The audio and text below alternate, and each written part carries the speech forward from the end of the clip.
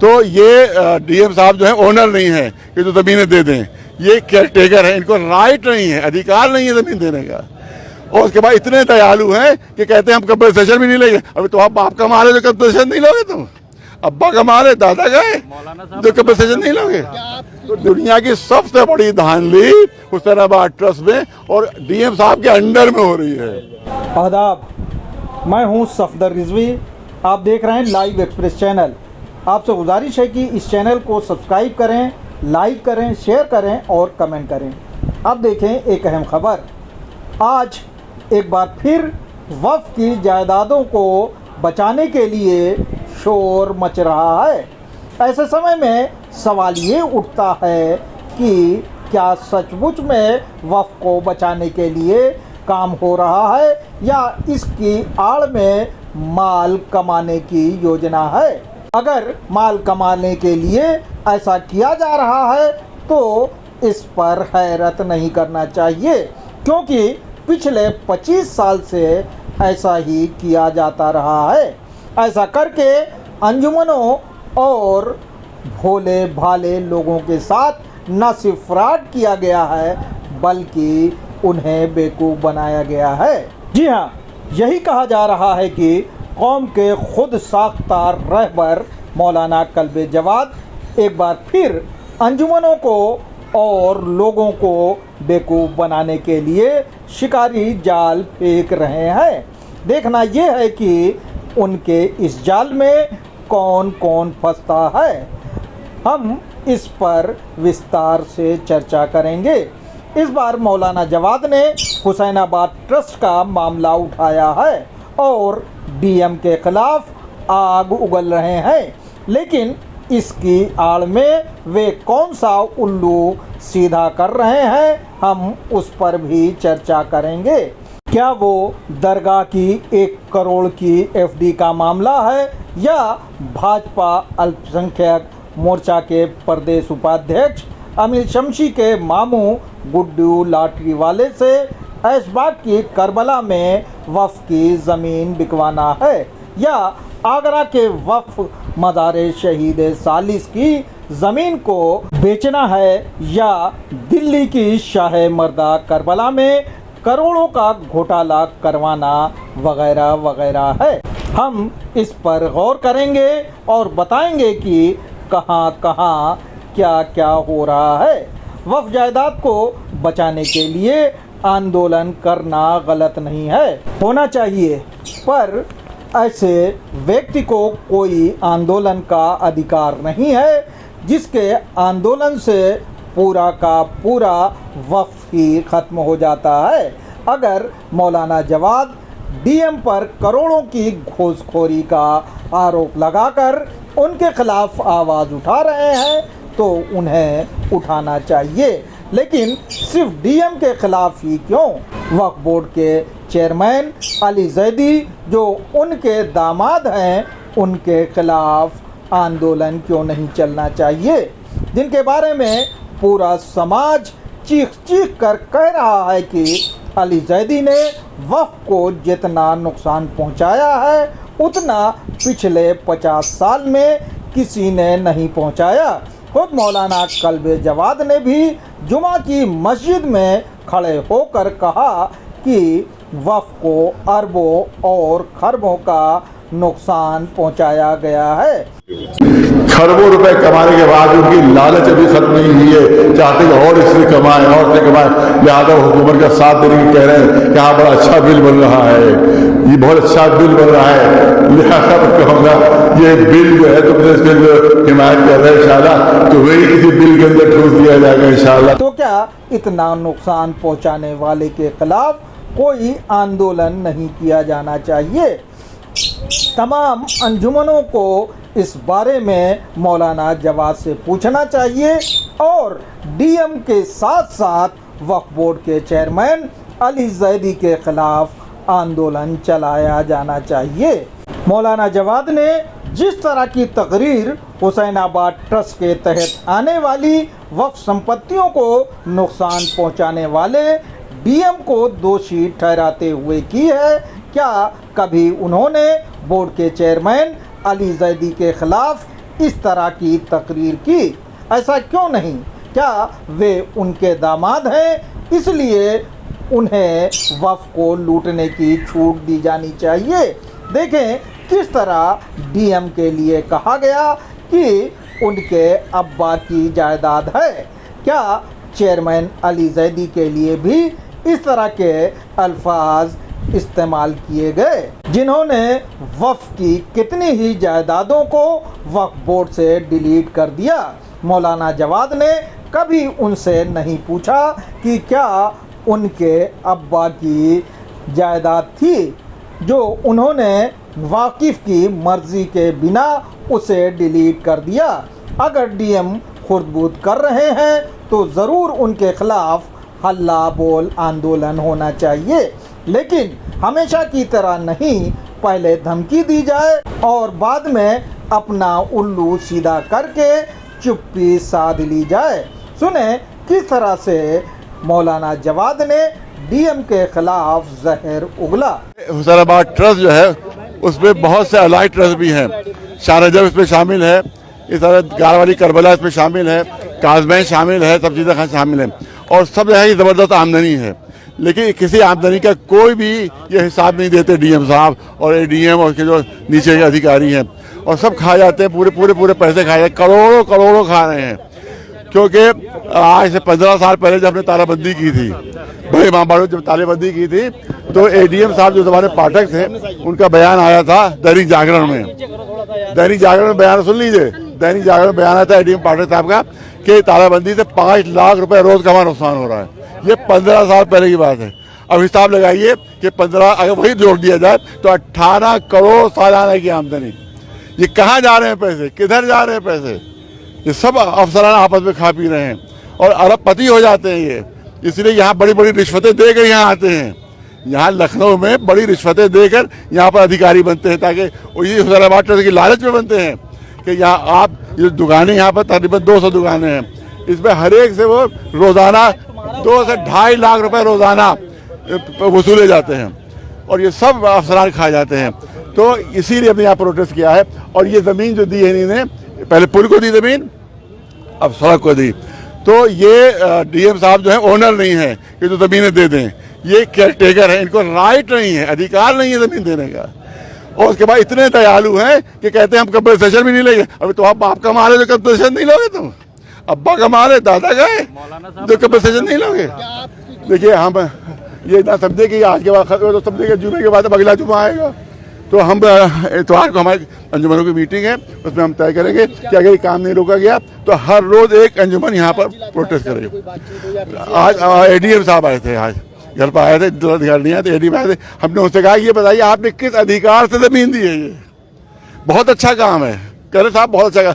हमने कहा अनाथालय बनना भी बहुत अच्छा काम है, डीएम साहब अपनी कोठी अनाथालय दे दें, अनाथालय के लिए डीएम साहब अपनी कोठी दे देंगे? बुरा है काम? नहीं दे सकते क्योंकि उनको अथॉरिटी नहीं है। तो ये ज़मीन देने की भी अथॉरिटी उनको नहीं है। नकली बने हुए, जाली बने हुए हैं, जो कि ट्रस्ट में कमेटी है, इनकी कमेटी नहीं बनाई पूरी, अकेले बने हुए हैं।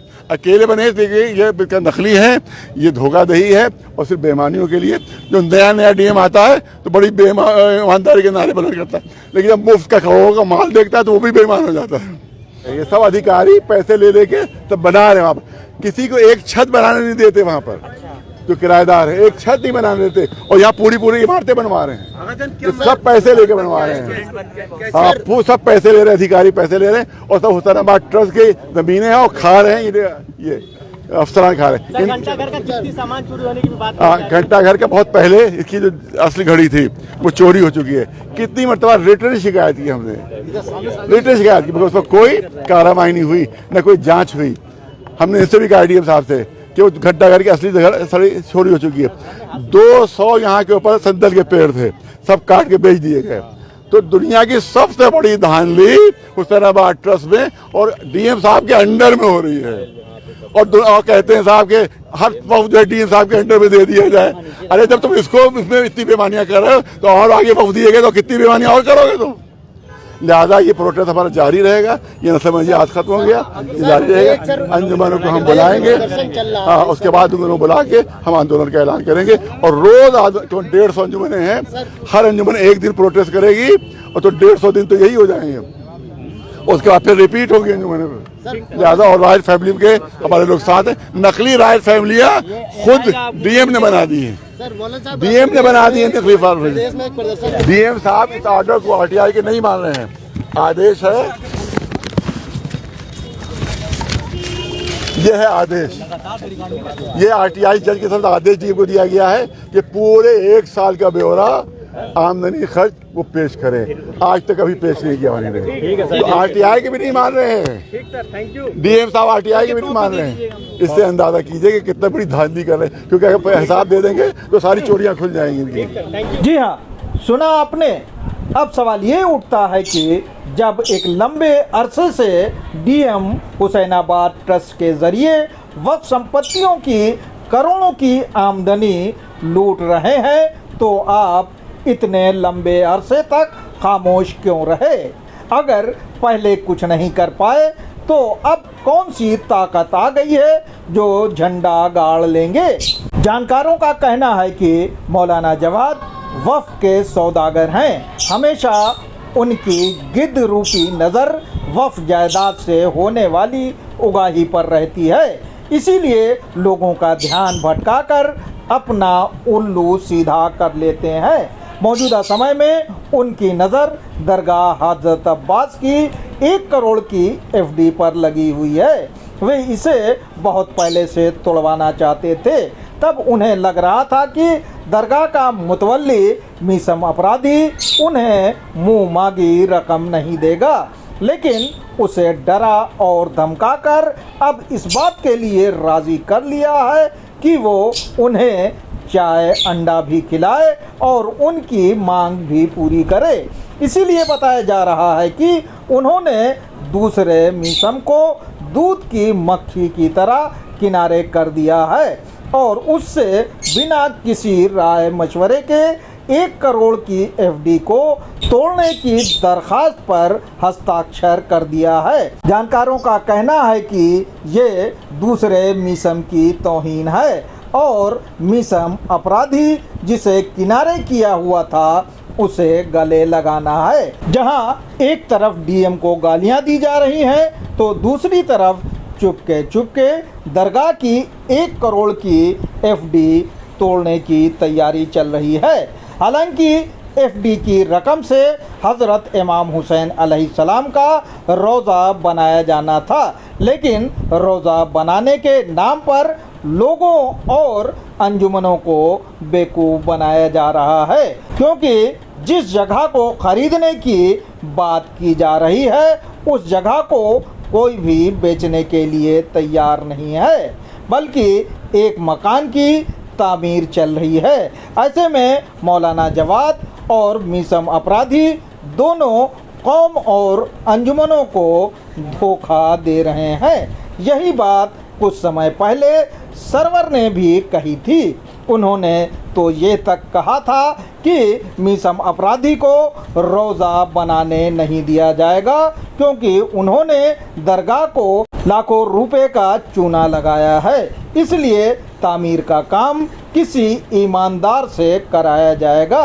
इसके लिए एफडी तोड़ने की ज़रूरत नहीं है, पैसों के ढेर लग जाएंगे। सिर्फ एफडी ही नहीं बल्कि दयानत-दौला करबला का एक मकान भी चोरी चुपके लाखों में बेचा जा रहा है।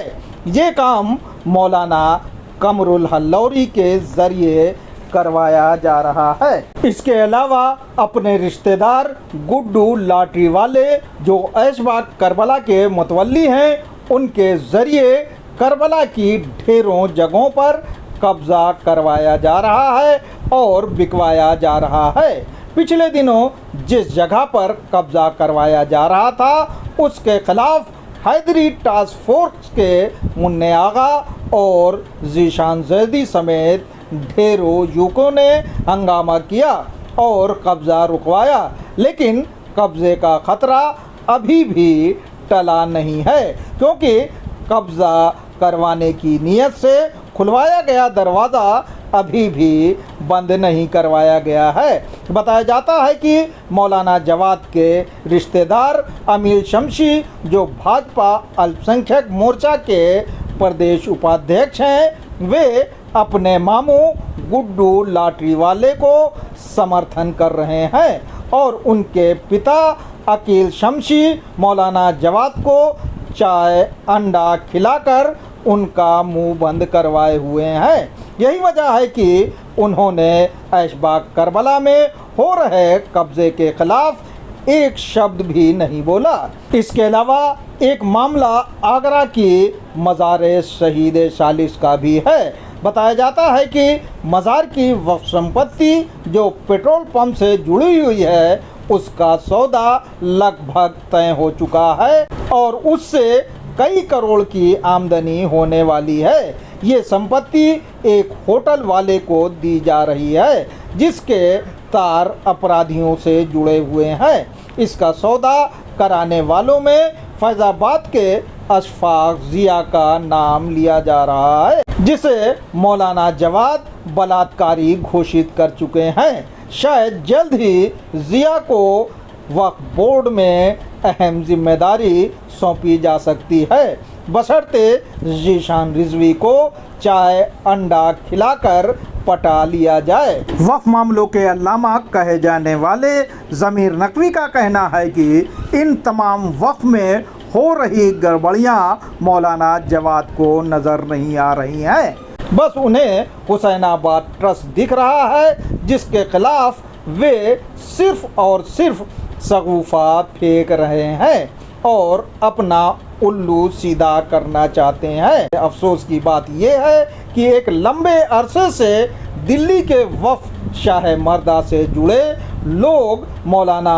कल्बे जवाद पर करोड़ों रुपए का घोटाला करने और करवाने का आरोप लगा रहे हैं और उनसे हिसाब किताब मांग रहे हैं, लेकिन मौलाना कल्बे जवाद चुप्पी साधे हुए हैं। अंजुमन हैदरी के उपाध्यक्ष डॉक्टर मोहम्मद अली लाडले और पूर्व अध्यक्ष नैयर तकवी का कहना है कि मौलाना जवाद को ईमानदारी से हिसाब किताब पेश करना चाहिए और बेईमानों को हटाना चाहिए। उनका ये भी कहना है कि मौलाना जवाद जिन जिन वफ़द से जुड़े हुए हैं उन्हें तमाम वफ़द का हिसाब किताब पेश करना चाहिए। बहरहाल वफ़द जायदादों पर हो रहे हर तरह के घोटाले और कब्ज़े के ख़िलाफ़ आवाज़ उठाना चाहिए और ऐसा आंदोलन करना चाहिए जिससे किसी को ये कहने का मौका नहीं मिले कि 60 गांठ करके मामला ख़त्म कर दिया। अभी तक तो यही देखने को मिला है कि मौलाना जवाद सिर्फ़ और सिर्फ बनर भपकी देते हैं। उनके किसी आंदोलन से कौम को कोई फ़ायदा नहीं हुआ है। उन्हें या उनके रिश्तेदारों को इससे फ़ायदा हुआ हो तो ये अलग बात है। आपसे गुजारिश है कि इस चैनल को सब्सक्राइब करें, लाइक करें, शेयर करें और कमेंट करें।